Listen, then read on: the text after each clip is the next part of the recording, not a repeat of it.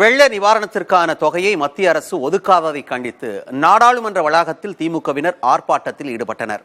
மத்திய அரசை கண்டித்து டெல்லி ஜந்தர் மந்தரில் கேரள முதலமைச்சர் பினராயி விஜயன் போராட்டம் நடத்திய நிலையில் இது குறித்தும் செய்தியாளர் கணபதியிடம் கூடுதல் விவரங்களை கேட்டறிய இருக்கிறோம். கணபதி, இந்த இரண்டு மாநிலங்களும் நடத்தும் அந்த போராட்டம் குறித்து விளக்கமா சொல்லுங்க.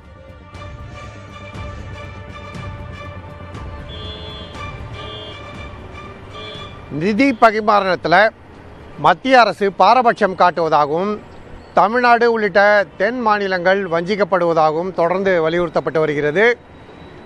மத்திய அரசு ஒதுக்கும் நிதி வட மாநிலங்களுக்கு அதிகமாக இருக்கிறது, பாரதிய ஜனதா ஆட்சி செய்யும் மாநிலங்களுக்கு அதிகமாக இருக்கிறது. ஆனால் அதே சமயத்திலே தென் மாநிலங்களுக்கு குறைவாக இருக்கிறது. குறிப்பாக ஜனத்தொகையை கட்டுப்படுத்துவதில் வெற்றிகரமாக செயல்பட்டுள்ள கேரளா, தமிழ்நாடு, கர்நாடகா, ஆந்திரா, தெலுங்கானா போன்ற மாநிலங்களுக்கு நிதி குறைவாக கிடைக்கிறது எனவும் கடந்த சில நாட்களாகவே தொடர்ந்து எதிர்க்கட்சிகள் வலியுறுத்தி வருகின்றன.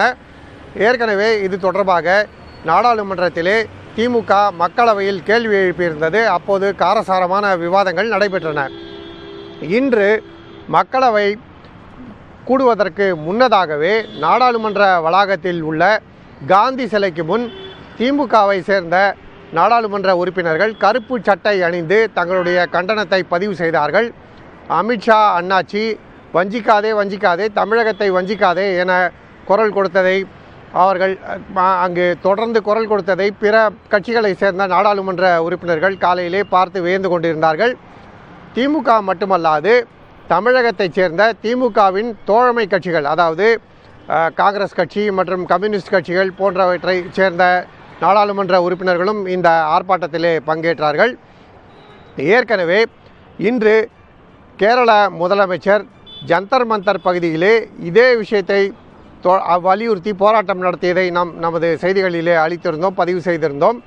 அதே போலவே நேற்று கர்நாடக முதல்வர் மற்றும் துணை முதல்வர் டெல்லி ஜந்தர் மந்தரிலே போராட்டம் நடத்தியிருந்தார்கள். இன்று திமுக காந்தி சிலைக்கு முன் ஆர்ப்பாட்டம், 2 நாட்களுக்கு முன் மக்களவையிலே தொடர்ந்து முழக்கம் என வெளிநடப்பு போன்ற விஷயங்கள் காரணமாக இந்த பிரச்சனை தொடர்ந்து வலியுறுத்தப்பட்டு வருகிறது.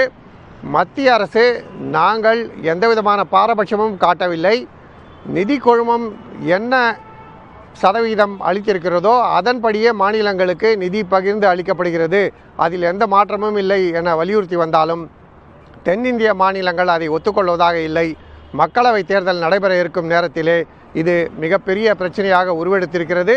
தொடர்ச்சியாக இந்த வாரம் முழுவதுமே தென்னிந்திய மாநிலங்கள் இந்த விஷயத்திலே டெல்லியிலே ஆர்ப்பாட்டம் நடத்தி வருகின்றன என்பது குறிப்பிடத்தக்கது. மணிமாறன், விவரங்களை கொடுத்தமைக்கு நன்றி கணபதி.